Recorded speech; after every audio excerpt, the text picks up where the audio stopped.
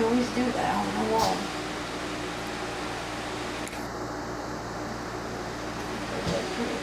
Oh. Hi everyone, I am here with a Bible reading. I hope you guys are having a good day.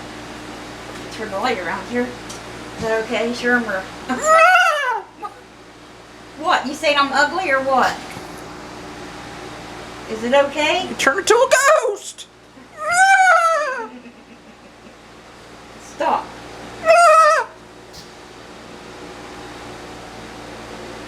Ghost! So, how have you guys been? I have been very sick to my stomach the last few days. Well, I haven't been right since I've had COVID. A year ago. Haven't been right. Been left. Well, it hasn't been a year ago yet. Not till about January 13th, but Left. I haven't been right since then. But my stomach's been really bothering me.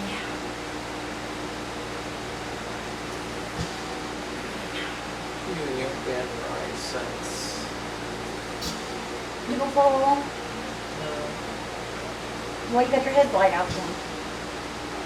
Sure, my stomach's been really bothering him too. I don't know what. It's crazy, I don't know. My mom's sick. She's coughing and got a sore throat and doesn't feel good. She's cold. Oh. So is my niece the same way.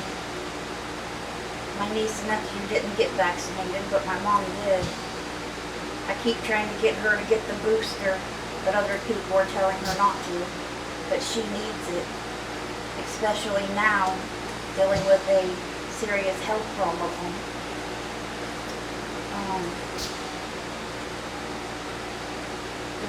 Please pray for them, Rhonda Karshner, Abby Myers, and Jimmy Myers. Pray that Abby and Jimmy get their shots, and please pray for Mom to get better, and for their serious health issues to go away. Okay. Today we're going to be reading Matthew chapter 5, verses 1 through 26, Psalm 5, and Proverbs Chapter 1, verses 24 through 28. Think we'll follow along today? Alright. Okay, so we'll be talking about Introduction to the Sermon on the Mount. Oh, Jesus' Sermon on the Mount today. Well, I had a headband up there. What happened to it? Let's go put that on.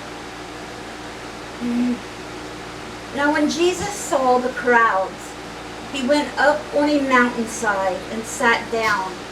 His disciples came to him, and he began to teach them the Beatitudes. He said, "Blessed are the poor in spirit, for theirs is the kingdom of heaven. Blessed are those who mourn, for they will be comforted. Blessed are the meek, for they will inherit the earth." I don't want to inherit the earth. Do you? I want to be with my brother Jesus and Father in heaven. I don't want to inherit the earth. Blessed are those who hunger and thirst for righteousness, for they will be filled. Blessed are the merciful, for they will be shown mercy. Blessed are the pure in heart, for they will see God. Blessed are the peacemakers, for they will be called children of God. Blessed are those who are persecuted because of righteousness, for theirs is the kingdom of heaven. Oh yeah. Amen. Whatever, if something bad happens to you because of Jesus and because of the gospel, that's, That's just better when you know, from the Lord.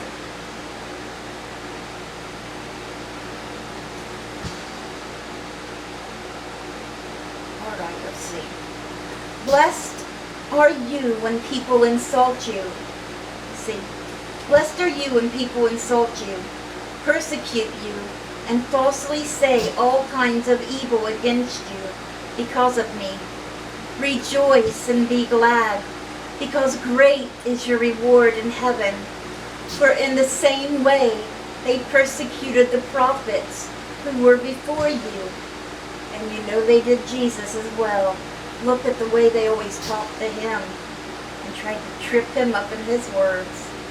And look, they spit on him and punched him and whipped him, made fun of him, mocked him while he was going to the cross and when he was on the cross, dying. Oh, it angers me so bad just thinking about it. How they could do that to him.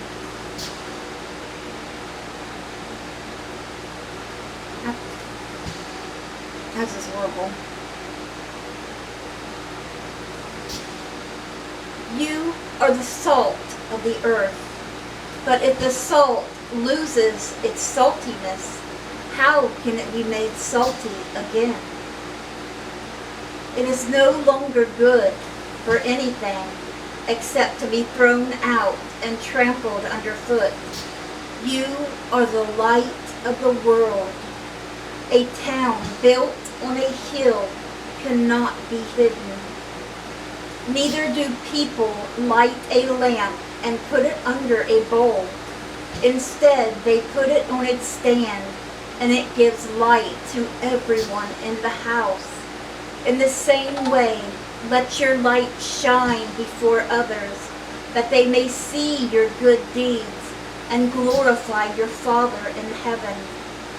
Whenever you do something good for somebody, say, don't thank me, thank the Lord. Your thanks goes to God. He's the one that done this. This is in the name of the Lord. Do not think that I have come to abolish the law or the prophets. I have not come to abolish them, but to fulfill them. For truly I tell you, until heaven and earth disappear, not the smallest letter, not the least stroke of a pen will by any means disappear from the law until everything is accomplished. Therefore, anyone who sets aside one of the least of these commands and teaches others accordingly will be called least in the kingdom of heaven. But whoever practices and teaches these commands will be called great in the kingdom of heaven. For I tell you that unless your righteousness surpasses that of the Pharisees and the teachers of the law, you will certainly not enter the kingdom of heaven. And you know how they were. They didn't really care about, preaching to the people about God. They really didn't care about God. They just wanted people to follow them and do what they say. They wanted people to look at them as their God. They dressed up and gave big speeches and, wanted the people to listen to them. Jesus was a burden to them. He was standing in their way. People were listening to Jesus, not to them. And they wanted to be the most important.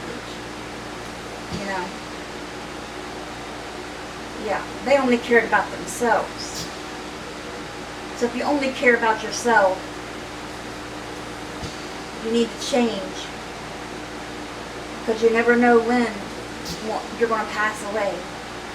And if you only care about yourself, you won't stay in the kingdom of heaven.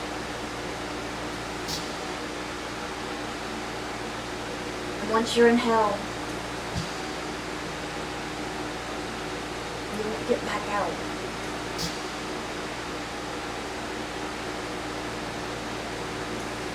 Think of your loved ones who will be left here, that'll be mourning for you, and knowing that you were that way, that you only cared of yourself, and you were cruel to others and didn't care about others, and they knew,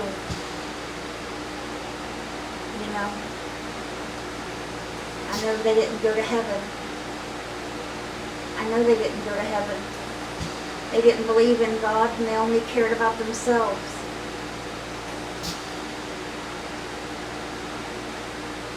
And they cry and cry every day, thinking of their mom or their aunt or sister or grandma burning in hell. Just think of that.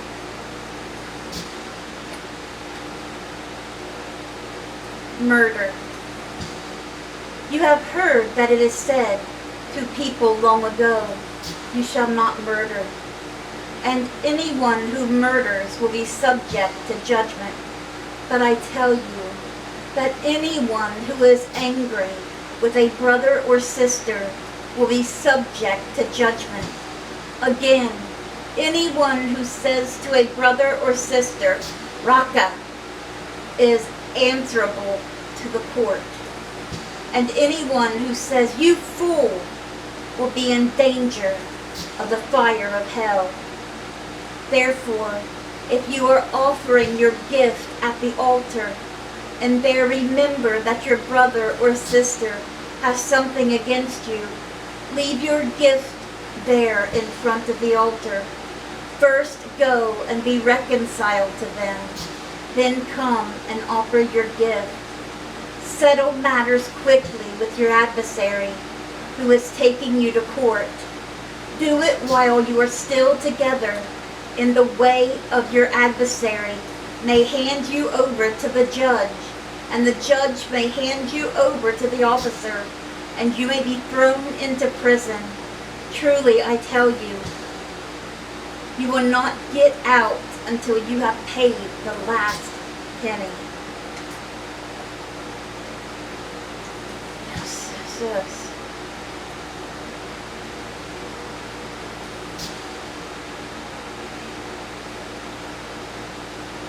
I have a sister or sisters who are mad at me, and no matter what you do, they don't want nothing to do with you until, you know, they leave their person they're with, and then they'll have something to do with you again, and so on. But I only did the right thing. I did nothing wrong.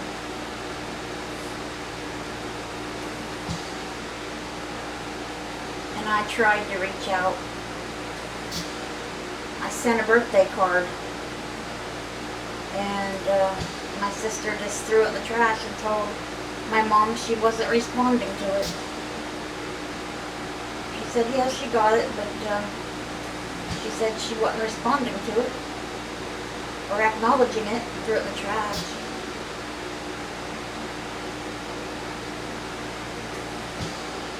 When my niece and nephew were little, I would send them birthday cards and stuff, and my niece would put them on her door, and my sister and her husband at the time would just go by and rip them off and throw them in the garbage.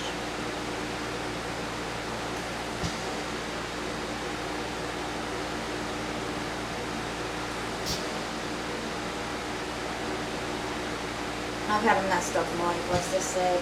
My niece and nephew, the oldest ones, have had a messed up life. Sherm's had a messed up life. The younger ones have as well. Our families are crazy. I don't even know what to say. They're crazy. And they try to say we're crazy. Well, where do you think we get it?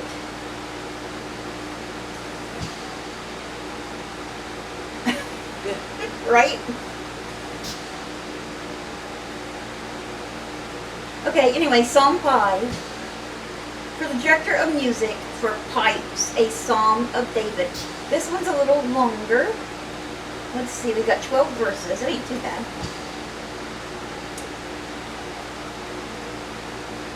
I still wish someone would do the Song of Solomon with me. It's so beautiful when you got a girl and a guy doing it together, because it is Solomon and, you know, his woman doing it together, reading it to each other, and it's really beautiful. But that's not what we're reading today. This is a Psalm of David. Listen to my words, Lord. Consider my lament. Hear my cry for help, my King and my God.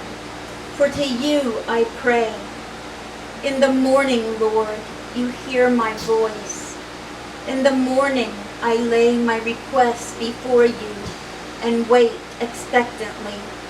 For you are not a God who is pleased with wickedness. With you, evil people are not welcome. The arrogant cannot stand in your presence. You hate all who do wrong. You destroy those who tell lies. The bloodthirsty and deceitful you, Lord, detest. But I, by your great love, can come into your house. In reverence I bow down toward your holy temple. Lead me, Lord, in your righteousness because of my enemies. Make your way straight before me. Not a word from my mouth, not a word from their mouth can be trusted. Their heart is filled with malice. Their throat is an open grave. With their tongues they tell lies. Declare them guilty, O God. Let their intrigues be their downfall.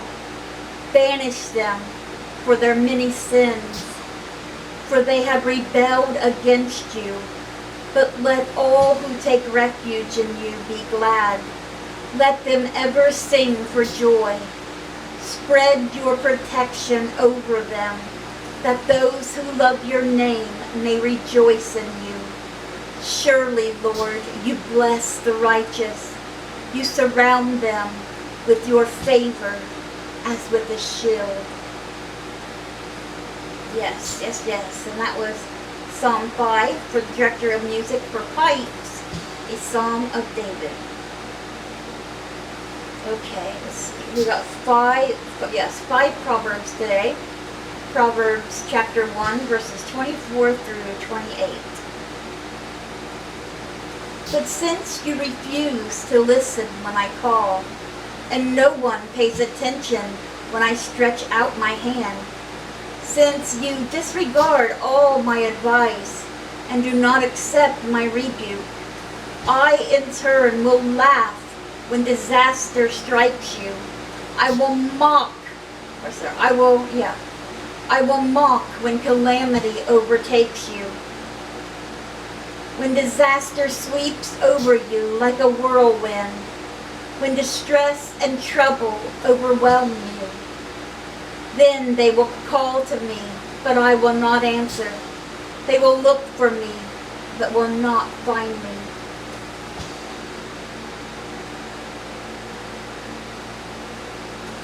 Alright guys, that was our Bible reading. I hope it touched your hearts. Let me go through the prayer request. Like I asked, please pray for my mom, Rhonda Karchner, and Abby and Jimmy Myers. Please pray for Sherm. He's still got it in his stomach really bad. And his eyes are still bothering him from where they dilated his eyes yesterday. It was pretty weird in there yesterday. They're specialists at this place for eyes. They call him back there, get him in a chair and everything. And they said, did they tell you about your glasses and the shot in your arm? And Sherm's like, no. Didn't know what she was talking about. Why would an eye doctor give you a shot in your arm? But anyway, she got to look at him and she was like, oh, this ain't you. This is the other Sherman. The two Shermans there that day. So Sherman went back out to the waiting room and they brought the other guy in. And they dilated Sherman's eyes with two different things, and his eyes are still messed up. But oh my gosh, what kind of shot does an eye doctor give in your arm? And what if she would have gave it to Sherm? He's allergic to almost everything. That's weird. Please pray for Cindy and Jim Welsh, Layla and her son Emil, Elizabeth Jeffries, Jeanette Rager, and Dora Carper, the family of Betty Graham, and the Burt family. The Graham family and the Burt family have both lost loved ones. So, please pray for them.